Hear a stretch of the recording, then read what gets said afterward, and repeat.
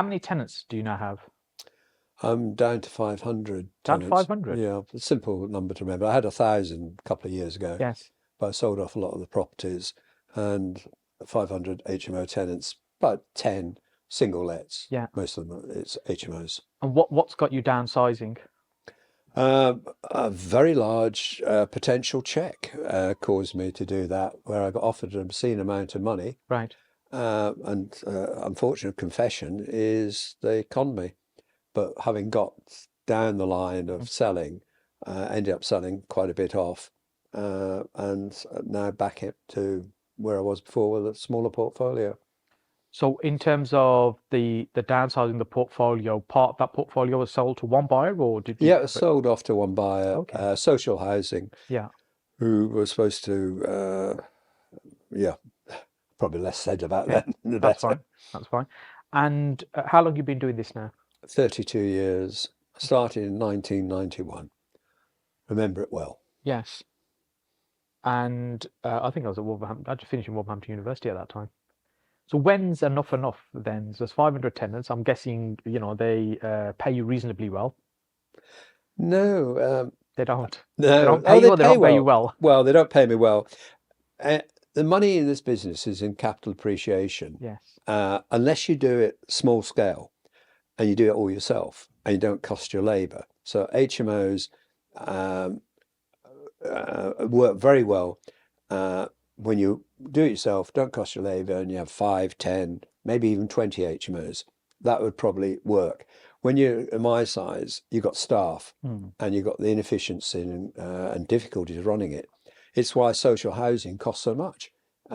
They provide the housing and they probably charge or cost 5 to 10 times as much as I do. Yeah, I'm providing the same kind of Yes. to the same kind of tenants, very much blue collar, unemployed.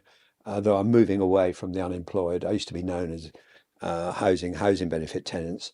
Well, I probably only housed one in the last 3 months. Right. So it's mainly working people now, because that makes life much easier. All my problems are housing benefit tenants. Yes. So, but again, I don't want to knock housing benefit because that it can be a very good market. I always say my very best tenants are housing benefit tenants, and my very worst are Hmm. housing benefit tenants.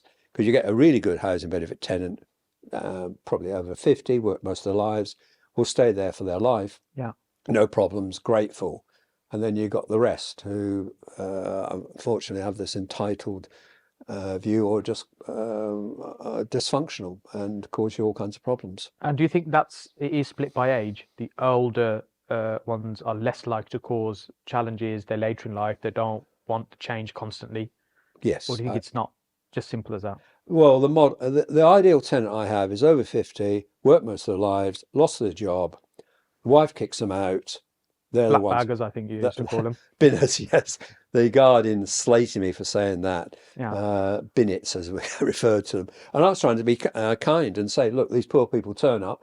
They've been really looked after by their wives, and the wives got fed up with them. Hmm. They've had the car, the house, they've had the kids, and they want to change their lives. So Mm. they kick them out, and these husbands who've, to a certain extent, never really grown up. They're Yes. still very much children. They've gone from their mum to their wife, who've looked after them, and they go, "Well, I don't want to do." Don't worry. Mm. Put them in my bed sit, give them a cup of cocoa, tuck them up, and no problem at all. They're just happy, grateful, have no ambition to do anything else. It's a bit of a sad situation to say, Yes. but it's a business that works Yeah. as a model very well. Half a dozen in a house, no problem at all. What's the longest a tenant's been in a room with you, would you say? 14 years, Wow. yeah, unfortunately. Most of them die, but this one retired and went back to Poland. Okay. Very grateful. Uh, and it goes to show I have a policy of not raising the rent to Yes. existing tenants. Yes. And in 14 years, that property went back on the market. I was charging him £40 when he moved in, and he paid that for the whole length of time. Put it back on the market, £120 a week. So Wow. it goes to show how much uh, property went up. But Yes. that's the exception. I mean, you couldn't run a business like that if you held the rents, because most of them unfortunately leave.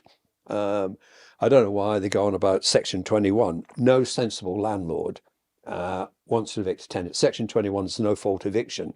No one wants to evict a tenant. I want my tenants to stay. In fact, if you could pass a law tomorrow where it says tenants have to stay forever, I would love that, because I don't have a problem. It's the turnover that's the biggest cost you have. And that's the great advantage of single lets.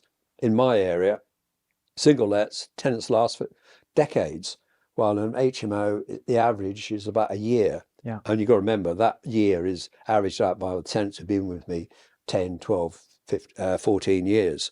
But most of the tenants only stay months. Yeah, for most of us, it's less than a year, about 9 months.